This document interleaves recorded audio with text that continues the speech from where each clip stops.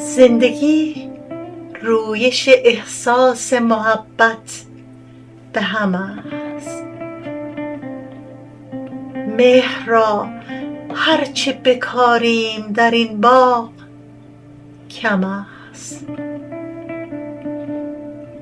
زندگی عشق گل سرخ به دشت و چمن است. ریشه دارد به دل و غنچه آن محترم است. دشت احساس وسیع است ولیکن عجبا فاصله از همه جا تا دل گل یک قدم است. چون کبوتر دل ما حبس شده در سینه، بال پرواز و رهایی پر لطف و کرم است. دل کتابی است که باید بنویسی آن را،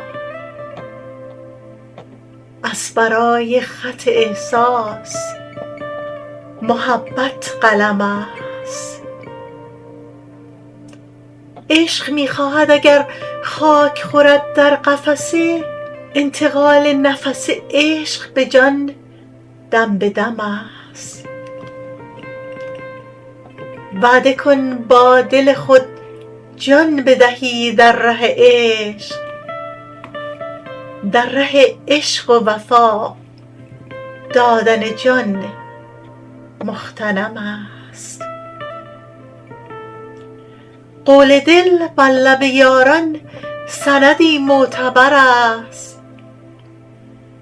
یار نه محتاج به سوگند و ادای قسم است. معنی زندگی و عشق جدا ناشدنی است. درک این مسئله بیرون ز حساب و رقم است. بر سر شاخه دل میوه شادی شیرین، بر سر شاخه دل میوه شادی شیرین، گرچه چشمان پری از غم ایام نم است. گرچه چشمان پری از غم ایام نم است.